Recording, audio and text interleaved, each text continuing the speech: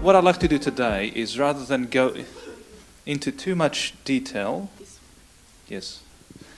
without going into too much detail about research and advances in clinical care for MS, I'd like to give you more of a degustation of some of the topics that are relevant.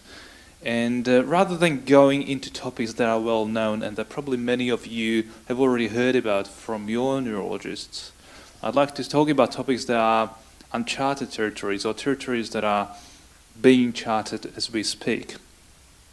Here's my disclosure slide, and I don't have a particular inclination or particular bias to be swaying you in a particular direction or be trying to affect your management or treatment.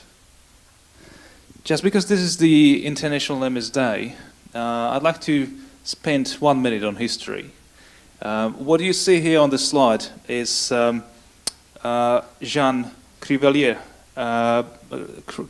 illustration of brain lesions from 1841, which we now think that represent multiple sclerosis, even though at that time the disease was not described yet. It got its name from Jean-Martin Charcot at Salpêtrière in Paris in 1868. So this year is 150 years since MS has been first named as a disease, sclerose en plaques. To simplify things, there are generally two pathways or two disease phenotypes: the progressive MS and relapsing MS. This is how we traditionally view multiple sclerosis, and you know that in relapsing remitting MS, which constitutes 70% of the incident MS cases, relapsing remitting MS evolves through stages from clinically isolated syndrome, where what clinicians are saying here is that we don't have enough evidence to diagnose MS yet, through diagnosed relapsing remitting MS, which has fulfilled the diagnostic criteria, to secondary progressive MS, where the relapse remitting phase of the disease is turning more into a gradual, slow accrual of disability. And then the second phenotype, as we call it, second type of MS, is primary progressive MS, which tells us that this is a type of multiple sclerosis which advances from its onset, and it can be combined with relapses, or it may be not. So this is MS in a nutshell, and I know this is a complex slide. What I would like to point your attention to is the curve at the top of the graph, and I'm not sure whether you can see my pointer. If not, I'll use a little trick here.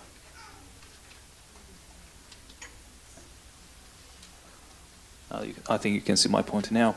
So what you see here is a cause of disability where you can see that at early stages of the disease, the disability is relapsing and remitting. So these are episodic increases in disability or in neurological symptoms that typically last for several weeks and then resolve and come back to the baseline. Sometimes you can notice that some of that, a little bit of the symptoms that you have experienced during a relapse remain after you have recovered from a relapse, which is also one way how disability may increase during the course of the disease. And at the later stage here, you can see that there is a more gradual, slow increase in disability where not many relapses are present any longer. The lines in the bottom part of the graph indicate the inflammatory component. So, for example, this curved line here tells us about inflammation, and one thing that it tells us is meant to suggest is that inflammation decreases, the amount and intensity of inflammation decreases with the disease course. And as I will talk about later, inflammation is the main target that we are treating in multiple sclerosis. On the other hand, what increases gradually is the cumulative damage that this inflammation has caused to the brain, and inversely with that, our capacity to regenerate, to recover from previous bouts of inflammation decreases with time. You know that babies' brains are very good at recovering, and we know that in neurological diseases in children, the recovery rate in many of the diseases, particularly inflammatory diseases, recovery from inflammation in very young brains is much better than in adult brains. And that's something that Dr. Kalincik has alluded to in the previous talk, that researchers are trying to decipher why is this, what is governing the mechanisms that make younger brains more plastic. Very briefly, I'd like to take you through an interesting observation that a team in France has made, where they have looked at lesions. These are images from pathology from a brain bank in France, where they have looked at lesions that were captured at various stages of the disease. And what they have observed is that there are different types of lesions. There are early active lesions here on the left, which are lesions that are densely infiltrated with immune cells. And as the lesions mature and tend to occur later and later in disease course, they tend to have less and less inflammatory cells. Here, smoldering plaque has only a thin rim of inflammation. Here is an inactive plaque with no inflammation, but the white area represents neurons that are stripped of myelin. And here is a shadow plaque where you can see a slightly paler area where the before demyelinated plaque has now been remyelinated, so the myelin has regrown partially. So there was some success in the recovery. And if we put this in graphs, I would like you to focus on the green parts of the graphs. So the different bars represents different stages of the disease. On the left-hand side, you have just the first presentation of the clinical isolated syndrome, and then we proceed through relapse-remitting disease to secondary progressive disease and primary progressive disease. And you can see that as we're moving towards the right-hand side of the graph, the proportion of the green area in the bars is getting less and less. The green area represents the active plaques, the actively inflamed plaques. So you can see that the inflammation is really present early in the earliest lesions, at the earliest stages of the disease. In primary progressive disease, which we had until recently considered to be at the extreme of non-inflammatory type of MS, you can see that the proportion of inflammatory plaques actually is not the lowest. It sits somewhere between secondary progressive disease with relapses and secondary progressive disease without relapses. So this is something we're going to explore a little bit further. To explore some of these mechanisms, of course, these are complex biological questions and pathological questions which require lab-based research and access to resources such as, for example, the stem cell bank that Kalincik was talking about. But we can also look at the clinical manifestations of some of these phenomena, and to do that we need large numbers. When I'm talking about large numbers, I'm talking about databases. So this is an example of a database. This is the only international database in multiple sclerosis called MS-BASE, which is led by Helmut Butz-Kuven in Melbourne, and contains information from 59,000 people from around the world. And some of you in this room are contributing your data to this database. We're using this information to study different mechanisms at the clinical surface, so how a clinician and a patient would perceive some of the things that do happen in MS. So first question that we wanted to explore is the question of approach to secondary progressive disease. As I mentioned, secondary progressive disease means that a previously relapsing-remitting disease has turned into a progressive stage. Now we don't have a definition of, until recently we didn't have a definition of secondary progressive MS. The general, the gist of the thing was that this is when the disease stops to be relapsing and becomes slowly progressive. But when does this happen? And I know in clinical practice it's maybe not that important because it doesn't change management that much, but it is important for clinical studies. For example, if a researcher wants to study secondary progressive MS, they need to have a very solid and reproducible definition that can be applied in different patient populations around the world so that the research is reproducible. Another example is if we want to use the moment that someone with the relapsing-remitting MS converts into secondary progressive MS. We need to be able to identify that moment using objective criteria. So we've done this. We had a research fellow from Switzerland, Johannes Loscheider, who was with us last year, and he has looked at 574 candidate definitions of secondary progressive MS and has explored them using statistical methodology and combinations of different definitions and different criteria for secondary progressive MS. The one definition that he found that was most closely aligned with the clinician's view of what secondary progressive MS is and was most accurately diagnosing people with secondary progressive MS using only the data captured in a database was the one that you can see on this slide. So someone who has EDS step 4, which means they are no longer able to walk without a limitation. So that means they need to, while walking 5K walk, they need to take a break and have a little rest.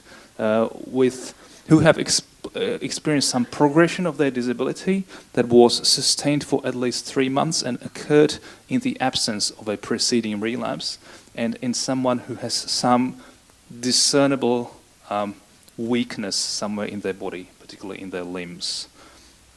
So this was a definition that we came up with, and using this definition we have selected a sub-cohort from the population of patients in the MS base to look at whether people who were treated at the time of the conversion to secondary progressive MS benefited from being on therapy.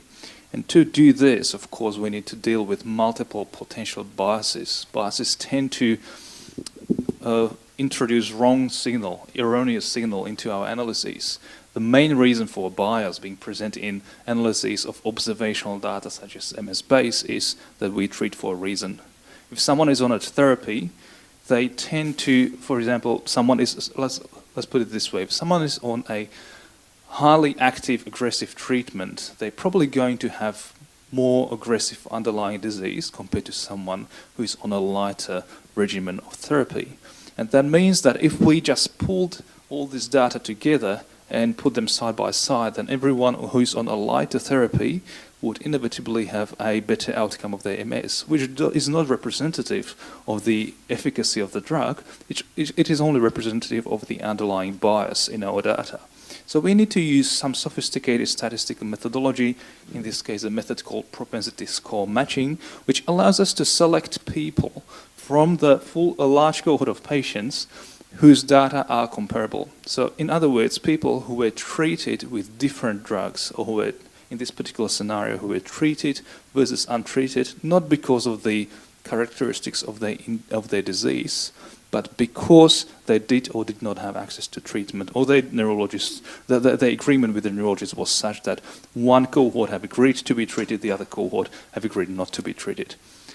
Once we eliminate or minimize the impacts of such bias, to our disappointment, we didn't find a difference in the risk of progression of disability in people with well-established secondary progressive disease who were on treatment versus those who were not on treatment.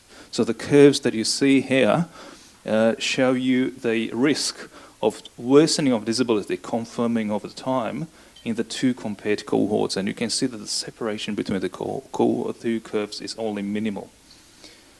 Here is a risk of reaching the stage when one is only able to walk maximum 5 meters. So that is the effectively becoming wheelchair bound. And again, using this outcome for treated versus untreated, we did not find a difference between the two approaches in secondary progressive MS. However, what we've done is we pulled all the therapies together to maximize the power in the data. And there is some emerging evidence, particularly from a very recent trial called EXPAND trial, which tested siponimod in a new molecule that is similar to fingolimod in secondary progressive MS. And this is a research that we are also pursuing here in Australia. And this study has shown that people who were treated with siponimod during their secondary progressive MS derived about 5.4% benefit from being on siponimod. It is not a large benefit, but it is better than zero. So that means that this molecule had a chance to, in a proportion of patients with secondary progressive MS, to prevent some of the events when their disability would have worsened. So that led us to ask the question, is it the molecule or is it the definition of the disease that makes one more responsive to a specific treatment type once they are diagnosed with secondary progressive MS?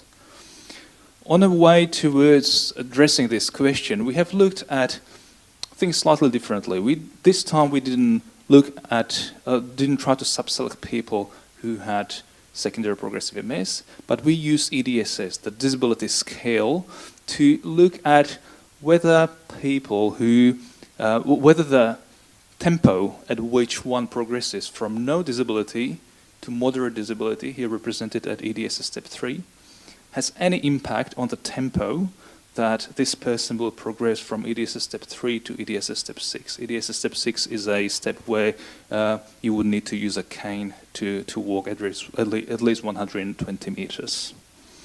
This is a graph that is notoriously famous. It's been published in 2010 in Brain, is a French group, and this graph is suggesting that irrespective of how long you take to move from EDSS step 0 here at the bottom to EDSS step 3, which is the red line here, if once at EDSS step 3, everyone would progress at the same rate. Well, this is to me, this is a very bad news. And many neurologists hate this graph, to be honest with you, because it's a little bit fatalistic. It tells us whatever we can do, the window of opportunity is narrow. But being a statistician and working with a group of statisticians, I have some questions, and I find some of the concepts used to design this graph challenging. So we've done this graph challenging. So we've done our own research, trying to replicate this study.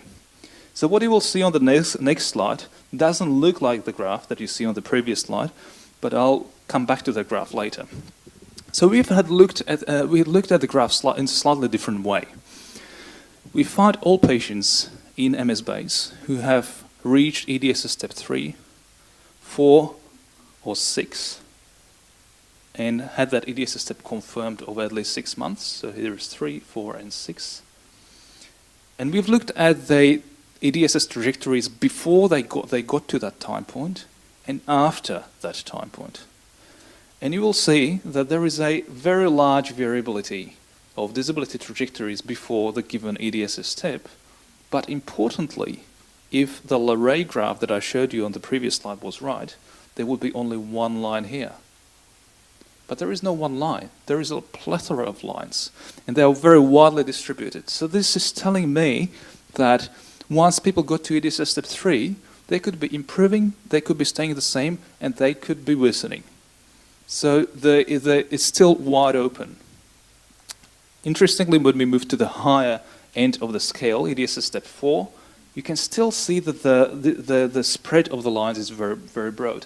And importantly, even EDSS step 6, which many neurologists consider to be an important milestone of so-called irreversible disability, you still have a subpopulation here, a group of patients who still improved after having to use a cane to ambulate 100 meters. So from this point of view, it doesn't seem to me that we have the right to say that once a person reaches certain EDSS, they're doomed, they can't improve. More importantly, the next question is, how can we predict who's going to improve and who's going to stay stable and whose MS is going to progress? So the first logical thought would be that the slope of the curve before the given milestone will be determining the slope of the curve after that milestone. Well, quite interestingly, when we tried to plot the slopes of the two curves against each other, we found no association. So from this we conclude, together with other researchers in other countries, including France, that MS is an amnesic disease to a certain extent. It tends to forget what happened in the past, which is also important for you to know, because the fact that your MS has been stable for 10 years doesn't mean that you can let go. And, for example, you don't need treatment. Or the fact that your disease has been quite active doesn't mean that you can't achieve stabilization in the future. What is important is what's happening here and now. So there are two factors that govern the slope of the curve after a certain disability milestone. One factor is the number of relapses that a person experiences. The more relapses, the steeper the curve. Two, and that is for us even more important because it's something that we can modify, is the proportion of time that people spend on high efficacy therapy after given milestones. What do I mean by high efficacy therapies? This is very evidence not based slide. So this is something that we had to resort to stratify therapies into two categories. So you can see on the left hand side what we consider to be high efficacy therapy, and the right hand side what we consider to be low efficacy therapy. And we have looked at how people fared if they were treated by high efficacy therapies or low efficacy therapies after they reached a certain milestone. So these three graphs represent people who have reached EDSS step 3, 4, or 6, and the proportion of these people who have then progressed to the next EDSS milestone, that being either EDSS 6 for the left two graphs or 6.5 for the right graph. EDSS step 6.5 means that you need to use 2 points of support to ambulate 100 meters. So that is a walker or 2 canes or crutches. And if you look at the curves, you can see that there is always one curve showing the proportion of patients who have progressed to the next milestone that stands out, that sits above the other two curves. That is the yellow curve. The yellow curve are the patients who were exposed to higher efficacy therapies after they reached a certain disability milestone. It is not that surprising after the milestones 3 or 4. But where it becomes really good news is in this third graph on the right-hand side. These are people who already need to use a cane to ambulate. These people, those of them who stayed on high efficacy therapies, took longer to progress to the stage where they would need to use a walker to ambulate. I think that is a very important message. So when you go back to Emmanuel Larrey's graph, and just trying to outline the two flaws that are present in this graph. One flaw is that this graph only involves people who have progressed to EDSS step 6 after being diagnosed with EDSS step 3. But there are many people who don't progress to EDSS step 6. These would have been excluded from that graph. And that proportion of people with MS who never need to use an aid to ambulate is growing, thanks to the fact that we have high efficacy therapies. The other problem is that the bottom part of the graph shows variance, the top part of the graph shows medians. There's a little bit of statistical terminology. The latter problem is something that we were able to eliminate, and we've constructed our own graph. So this time, the graph shows you quintiles, which represents variance, the spread of the slopes of the curves below and above EDSS step 3. And you can see that there is 1/5 of people who took almost, I would say, 30 years to progress to EDSS step 3, and then progressed quite rapidly to EDSS step 6. And then there was another 1/5 of people who took only 2 or 3 years to get to EDSS step 3 from disease onset, but then took another 10 to 15 years to progress to EDSS step 6. So that means that the information that we have about the previous rate of progression in these people doesn't tell us what they're going to look like in a few years' time. What's important is how we approach the disease, how proactive we remain. Primary progressive disease is the second type of progressive disease phenotype that I have mentioned, and I'd like to briefly touch on that problem too. There's another study from Johannes Lauscheider from his time in Australia, where he has looked at people with primary progressive disease using the same methodology as in secondary progressive disease. That is propensity score matching. So he matched people with primary progressive disease who were treated with disease-modifying therapies versus those who were not treated with disease-modifying therapies. Again, pooling the therapies into one large group to maximize the power. And again, quite disappointingly, he did not find any difference in the proportion of patients who have progressed in their disability and proportion of patients who became wheelchair-bound after the diagnosis of primary progressive disease. So this result was disappointing, but as you have learned from my previous talk, we don't stop at disappointing results. We want to delve further. So that's what we did here.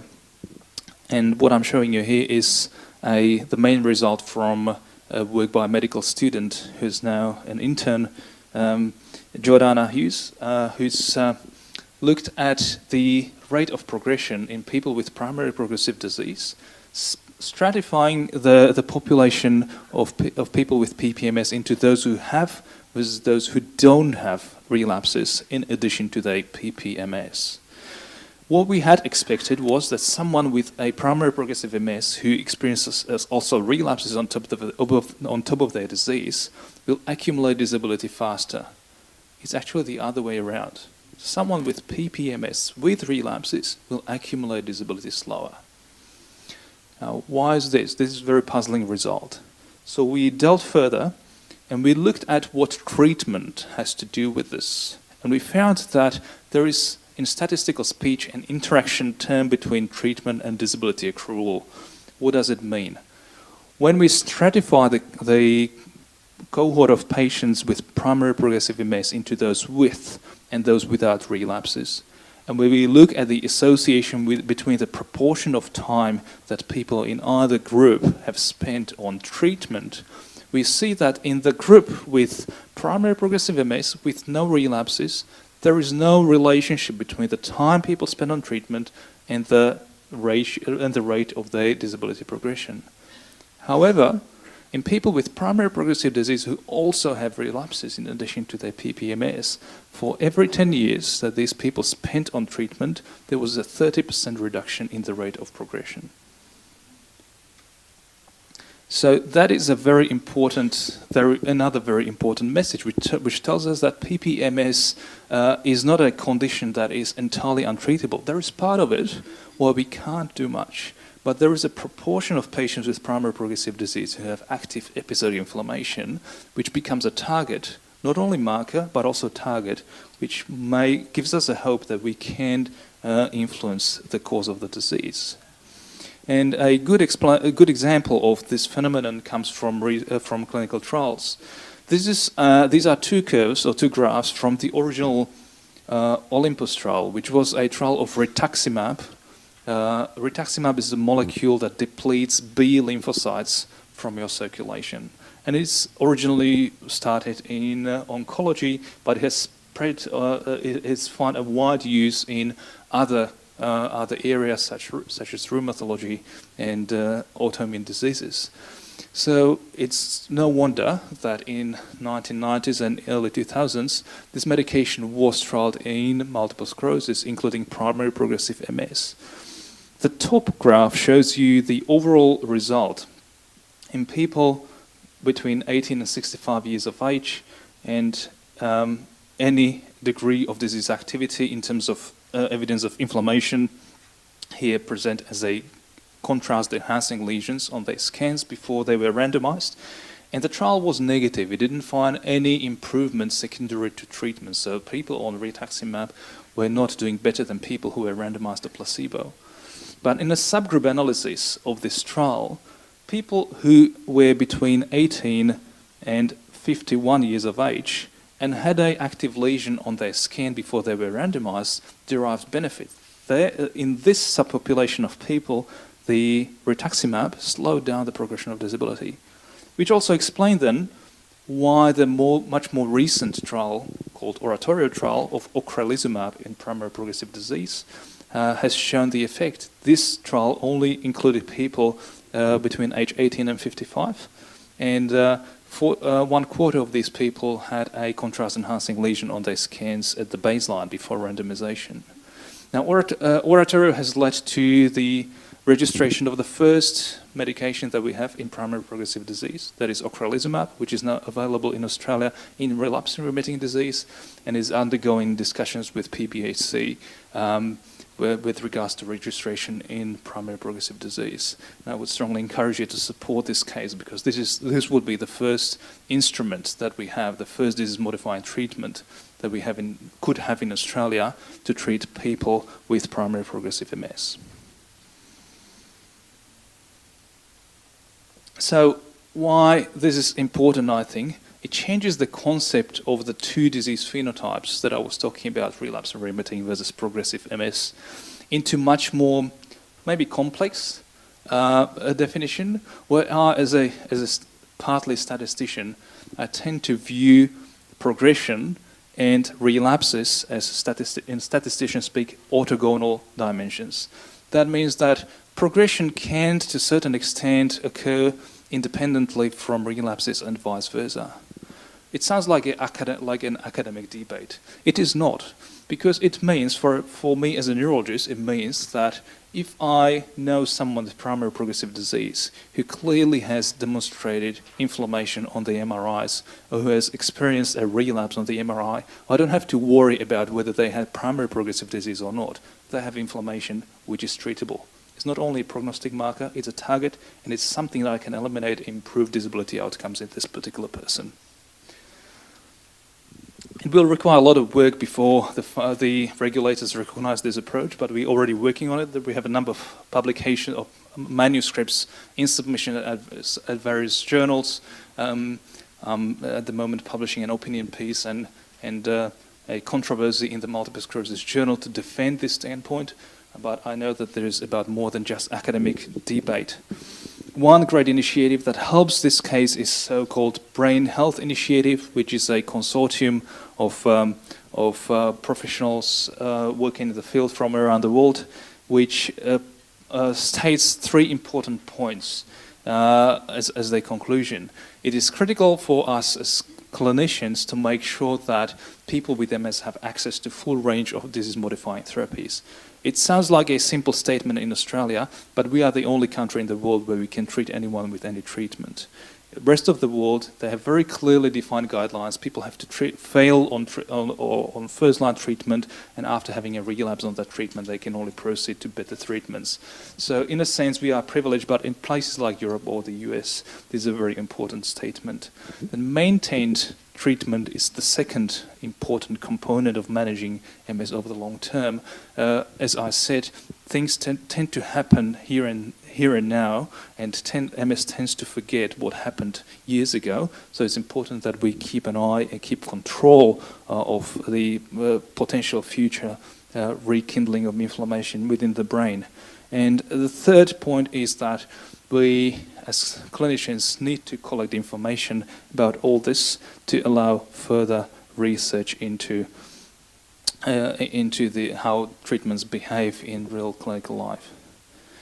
Early treatment is another important component, and that is demonstrated by this graph, which is a follow-up from an original randomized control trial of interferon beta over 21 years, and it shows the proportion of people who have died post their randomization to therapy. And it is quite striking that people who were randomized to interferon beta early in their disease had a better survival, had a long lifespan than those who were randomized to placebo initially during the initial 3 years. Now, this is just one of many studies, and I haven't seen this result replicated. But what I'm using this graph to indicate is that the timing of treatment matters.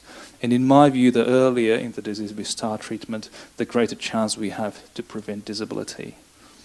And finally, the big topic that we are working on is the topic of individualized approach to treatment. And this is the typical question that one would ask when seeing their neurologist: which treatment is the best treatment for me right here, right now? And most of the neurologists would honestly have to say, I don't have a crystal ball. And that is the status quo. But we are working on one. And this is a little write-up from Harold Sun on a project that we are currently working on. This is what a crystal ball looks like. What this is an algorithm that is based on data from a large number of people from around the world, which is the MS base. And this algorithm helps us present to the clinician and their patient the probability of a certain event, for example, progression of a disability, in all sorts of different scenarios. And what this probability means is this is a cumulative experience of a large number of patients and neurologists from around the world who have made a similar decision in a situation that is similar to yours, and their chance of accruing disability, for example. So let me give you a very brief example here. These are 2 patients. Patient 1 is a young woman who had 3 relapses, was on, over the last 2 years, overall had 10 relapses, is 5 years from her diagnosis of MS. Her most potent therapy in the past was mitoxantrone, so there's a high efficacy therapy, and is now thinking about switching treatment from fingolimod, which was her most recent treatment. And here is a comparison of 2 treatments, interferon beta on the left-hand side and natalizumab on the right-hand side. The curve tells us what is the probability of this person of having a disability progression event over up to 4 years. And you can say that this person would benefit much more from bringing on natalizumab because the chance of switching from fingolimod to interferon beta and staying without disability progression is lesser than the chance of the same outcome in natalizumab. In patient 2, we have a young woman, I think she was 30. She's newly diagnosed with multiple sclerosis, had only 2 relapses, no treatment before. This is the second year from her clinical presentation. She has recovered well from her first relapse, which was acute optic neuritis. In this person, you can see that whether she goes on interferon beta or natalizumab doesn't make a difference over the next 4 years. Her chance of having disability progression will be similar on both therapies. So this person has a choice, or in this person you could easier say that there is no need for going for the top of the range treatment, which is most associated with most of the side effects. You can try something milder if you want to in the meantime, because your risk of disability accrual is not going to change with that decision. So in summary, the points that I was trying to bring to your attention today is that immunotherapies are important and that help us slow down worsening of disability. We can't completely stop it, we don't have a cure, but we can slow down progression of disability in MS, particularly in people who have an evidence of inflammation, irrespective of their underlying progressive disease phenotype. Earlier treatment is a better treatment. The earlier we start controlling inflammation, the more we can achieve in terms of preventing disability. And finally, we have already set on the path on personalized treatment in multiple sclerosis, finding the right treatment for the right patient at the right time. Let me acknowledge my team, the core team at the Royal Melbourne Hospital, and also the large MS-based collaboration, which is a global MS-based collaboration from around the world with the representatives from 34 countries. And I would like to thank you for your attention.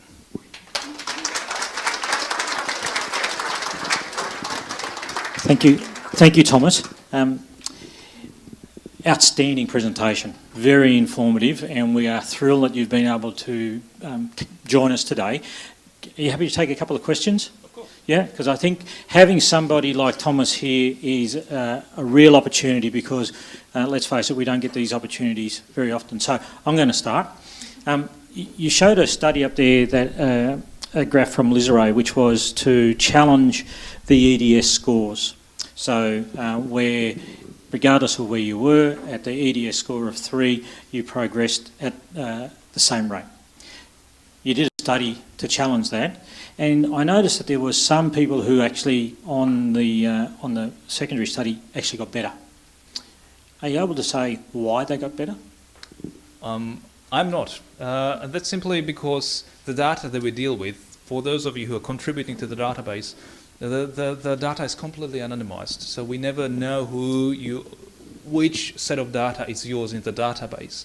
What we can ask the question is a question: did someone who got better had a recent relapse before they were diagnosed with the confirmed disability, EDS step 6, for example? But we made it a point that for anyone to be included, they had to have a 6-month confirmation of their disability milestone. A 6-month confirmation at EDS step 6 is a fairly strong confirmation. So that means that we're not looking at a mere recovery from a recent relapse, but here we're looking at a true improvement of disability. We have not, that particular study has controlled for treatment, so it is possible that some of those improvements could be secondary to high efficacy therapies. For example, treatments like ocrelizumab or natalizumab, in 25% of patients who first start taking these medications lead to some initial improvement in disability. That could be one of the mechanisms that could be potentially at play. We're hoping to increase that proportion of curves that are declining after certain disability milestones, and that's through regenerative therapies. There is currently a trial of anti-lingo therapy, which helps stimulate the OPCs that Carlin was talking about to start dividing again and fill the holes on your MRI scans. This is very early days for anti-lingo, but we are hopeful. We're hoping that in the future we will be able to offer you treatment that is able to reverse some of the disability that has occurred. Excellent. Couple of questions? Someone must have a question. No? How can we get... Oh, here we go. Yep. How many therapies are there now for secondary progressive MS? Secondary progressive MS in Australia has only interferon beta-ferron approved. I think that is a worldwide situation, so the PBS will not pay for anything else in secondary progressive MS. Here, it is somewhat fortunate that a neurologist does not have a clear diagnostic criteria for secondary progressive MS, and it is a matter of consensus between the patient and the clinician as to when they are able to diagnose the conversion to secondary progressive MS. The emerging treatment is siponimod, and we're hoping that there obviously will be a submission of siponimod to PBAC. Once it is approved, hopefully they will become available to people with SPMS. Excellent. All right. Thank you, Thomas. That was fantastic. Round of applause, please. And some local chocolates.